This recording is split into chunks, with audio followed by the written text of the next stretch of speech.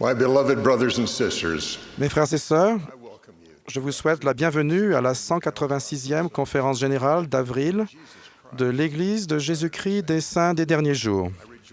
Je suis heureux d'être avec vous et je vous souhaite une cordiale bienvenue.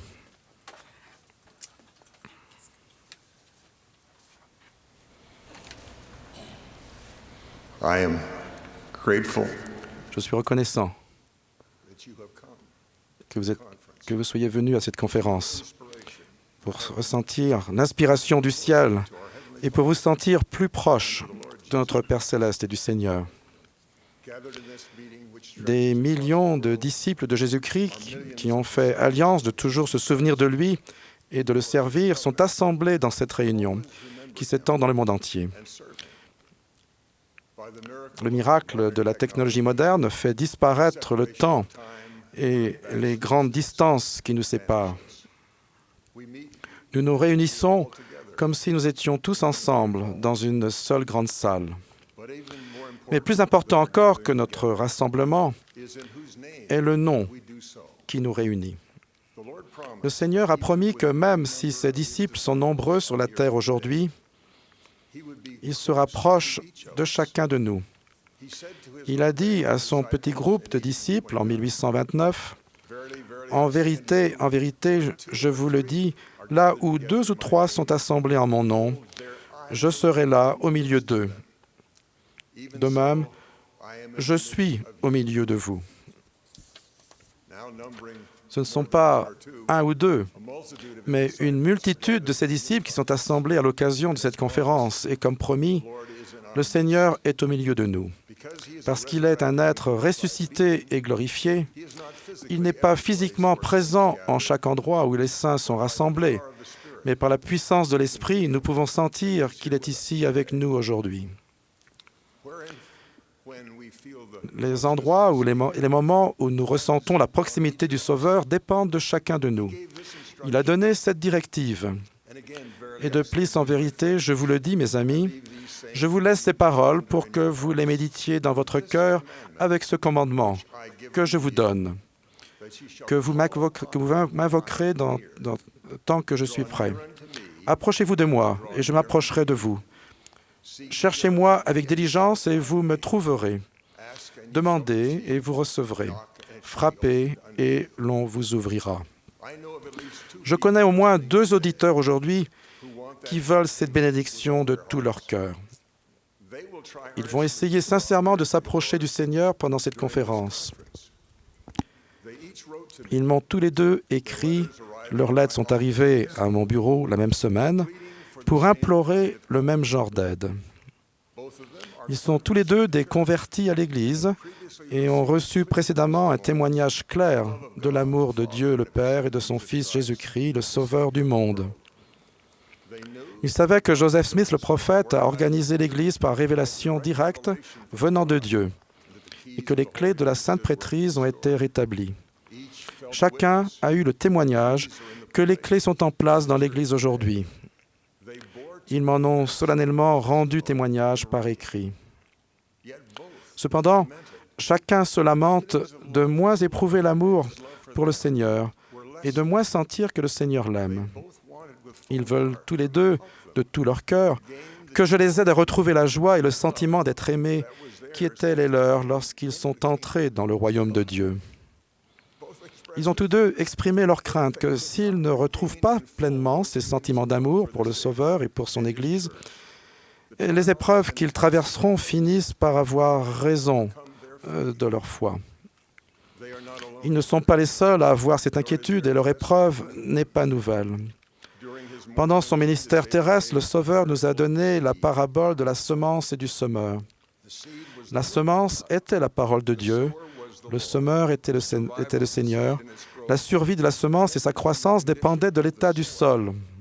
You remember his Vous vous souvenez de ces paroles? when he sowed, some Un semeur sortit pour semer.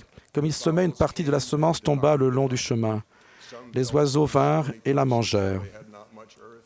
Une autre partie tomba dans les endroits pierreux où elle n'avait pas beaucoup de terre.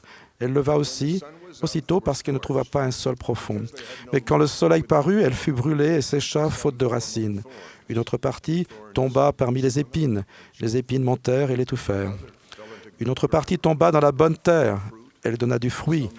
Un grain 100, un autre 70, 60, un autre 30. Que celui qui a des oreilles pour entendre, entende. Je répète, la semence est la parole de Dieu. Le sol est le cœur de la personne qui reçoit la semence. Nous ressemblons tous beaucoup aux merveilleuses personnes qui m'ont écrit pour que je les aide et les rassure. À un certain moment, des semences, c'est-à-dire la parole de Dieu, ont été plantées dans notre cœur. Pour certains, c'était dans l'enfance, quand leurs parents les ont invités à se faire baptiser et confirmés par des personnes ayant l'autorité. D'autres parmi nous ont été instruits par des serviteurs appelés de Dieu. Chacun a senti que la semence était bonne, l'a même senti gonfler dans son cœur et a éprouvé de la joie lorsque son esprit et son cœur ont semblé s'épanouir. La foi de chacun d'entre nous a été éprouvée par le retard dans l'obtention des bénédictions auxquelles il aspirait, par des attaques malveillantes des gens qui voulaient la détruire, par des tentations à pécher et par des intérêts égoïstes qui ont sapé ses efforts pour cultiver et adoucir les profondeurs spirituelles de son cœur. Les personnes qui sont attristées par la perte de la joie qu'ils ont connue sont bénies. Certaines ne voient pas que leur foi se flétrit. Satan est malin. Il dit aux personnes qu'il souhaite rendre misérables que la joie qu'ils ont ressentie un jour était une illusion enfantine. Je vous dis à tous aujourd'hui qu'au cours des prochains jours, nous allons avoir une occasion précieuse de choisir de laisser notre cœur s'adoucir et de recevoir et de nourrir la semence. La semence est la parole de Dieu. Elle va être déversée sur nous tous qui écoutons, regardons et lisons cette conférence.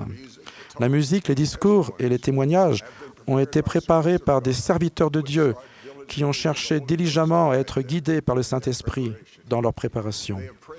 Au fur et à mesure que la date de la conférence approchait, ils ont prié plus longuement et plus humblement. Ils ont prié pour avoir le pouvoir de vous inciter à faire les choix qui produiront dans votre cœur un sol plus fertile, qui permettent à la bonne parole de Dieu de pousser et d'être fructueuse. Si vous écoutez avec l'esprit, votre cœur sera adouci, votre foi affermie et votre capacité d'aimer le Seigneur accrue. Votre décision de prier d'un cœur pleinement résolu transformera votre expérience pendant les sessions de conférence et dans les jours et les mois à venir. Beaucoup d'entre vous ont déjà commencé. Au début de cette session, vous avez fait plus qu'écouter la prière. Vous avez ajouté votre foi à la demande d'avoir la bénédiction que le Saint-Esprit soit déversé sur nous. En ajoutant votre requête silencieuse au nom de Jésus-Christ, vous vous êtes rapprochés de lui. C'est ça, conférence. Seul le Saint-Esprit peut apporter les bénédictions que le Seigneur désire nous accorder. Dans son amour pour nous, il a promis que nous pouvons sentir que tout ce qu'ils diront sous l'inspiration du Saint-Esprit sera écriture, sera la volonté du Seigneur, sera l'avis du Seigneur, sera la parole du Seigneur, sera la voix du Seigneur et le pouvoir de Dieu pour le salut. Voici, telle est la promesse que le Seigneur vous fait, ô mes serviteurs. C'est pourquoi prenez courage et ne craignez pas, car moi, le Seigneur, je suis avec vous et je me tiendrai à vos côtés. Et vous rendrez témoignage de moi, Jésus-Christ. Vous rendrez témoignage que je suis le Fils de Dieu vivant, que j'étais, que je suis et que je vais venir. Chaque fois qu'un serviteur de Dieu s'approche de la chair, vous pouvez prier et ajouter votre foi en l'accomplissement de la promesse du Seigneur rapportée dans Doctrine et Alliance, section 50, et je cite, « En vérité, je vous l'ai dit, celui qui est ordonné par moi et envoyé prêcher la parole de vérité par le Consolateur, selon l'Esprit de vérité, prêche-t-il par l'Esprit de vérité ou d'une autre façon? Et si c'est d'une autre façon, ce n'est pas de Dieu. Et de plus, celui qui reçoit la parole de vérité, la reçoit-il par l'Esprit de vérité ou d'une autre façon? Si c'est d'une autre façon, ce n'est pas de Dieu. Comment se fait-il donc que vous ne puissiez comprendre et savoir que celui qui reçoit la parole par l'Esprit de vérité la reçoit telle qu'elle est prêchée par l'Esprit de vérité. C'est pourquoi celui qui prêche et celui qui reçoit se comprennent, et tous deux sont édifiés et se réjouissent ensemble. Vous pouvez prier au moment où le chœur s'apprête à chanter. Le directeur de chœur, les organistes et les membres du chœur ont prié et ont répété avec une prière dans le cœur et avec la foi que la musique et les paroles adouciront les cœurs et magnifieront leur puissance afin d'édifier la foi des autres.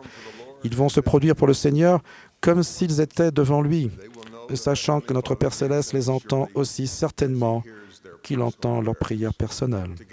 Ils ont travaillé ensemble avec amour pour que la promesse que le Sauveur a faite à Emma Smith se réalise. Car mon âme met ses délices dans le chant du cœur. Oui, le chant des justes est une prière pour moi et sera exaucé par une bénédiction sur leur tête. Si, en plus d'écouter, vous priez également pendant qu'ils chantent, votre prière et la leur seront exaucées par une bénédiction sur votre tête ainsi que sur la leur. Vous aurez la bénédiction de sentir l'amour et l'approbation du Sauveur. Tous ceux qui se joignent à ses louanges sentiront grandir leur amour pour lui. Vous pouvez décider de prier au moment où un orateur semble sur le point de terminer son discours. Lui-même sera en train de prier intérieurement le Père afin que le Saint-Esprit lui donne les paroles de témoignage qui édifieront le cœur et accroîtront l'espérance et la détermination des auditeurs de toujours se souvenir du Sauveur et de respecter les commandements qu'il nous a donnés. Le témoignage ne sera pas une récitation du message, ce sera l'affirmation d'une vérité que l'Esprit peut porter dans le cœur des personnes qui prient pour obtenir de l'aide, de l'inspiration de Dieu et recevoir l'amour pur du Christ. Un témoignage véritable sera accordé aux orateurs. Les paroles peuvent être concises, mais elles seront portées dans le cœur de l'auditeur humble qui est venu à la conférence avide de la bonne parole de Dieu. Je sais par expérience ce que la foi de bonnes personnes peut accomplir pour susciter des paroles de l'Esprit à la fin d'un discours. Plus d'une fois, quelqu'un m'a dit, après mon témoignage, « Comment saviez-vous ce que j'avais tant besoin d'entendre ?» J'ai appris à ne point m'étonner lorsque je ne me souviens pas d'avoir prononcé les mots. J'ai prononcé les paroles de témoignage, mais le Seigneur était là, me les donnant au moment même. La promesse que le Seigneur nous donnera des mots au moment même où nous en avons besoin s'applique particulièrement au témoignage. Écoutez attentivement ceux qui seront rendus au cours de cette conférence. Vous vous sentirez plus proche du Seigneur. Vous pouvez percevoir que j'arrive au moment où je vais conclure le message que j'ai essayé de transmettre par un témoignage de vérité. Vos prières vont m'aider à recevoir des paroles de témoignage qui peuvent aider quelqu'un qui désire ardemment une réponse à ces questions. Je vous donne mon témoignage sûr que notre Père Céleste, le grand Elohim, aime et connaît chacun de nous. Sous sa direction, son Fils, Jéhovah, a été le Créateur. Je témoigne que Jésus de Nazareth est né, Fils de Dieu. Il a guéri les malades, rendu la vue aux aveugles et ressuscité les morts. Il a payé le prix de tous les péchés de chaque enfant de notre Père Céleste né dans la condition mortelle. Il a rompu les liens de la mort pour tous en se levant du tombeau ce premier dimanche de Pâques. Il vit aujourd'hui, Dieu, ressuscité et glorieux. Cette Église est la seule vraie et il est la pierre principale de l'angle. Thomas S. Monson est son prophète pour le monde entier. Les prophètes et les apôtres que vous entendrez au cours de cette conférence parlent au nom du Seigneur. Ils sont ses serviteurs, ayant l'autorité d'agir en son nom. Ils marchent devant ses serviteurs dans le monde. Je le sais. Et j'en témoigne en son nom, au nom de Jésus-Christ. Amen.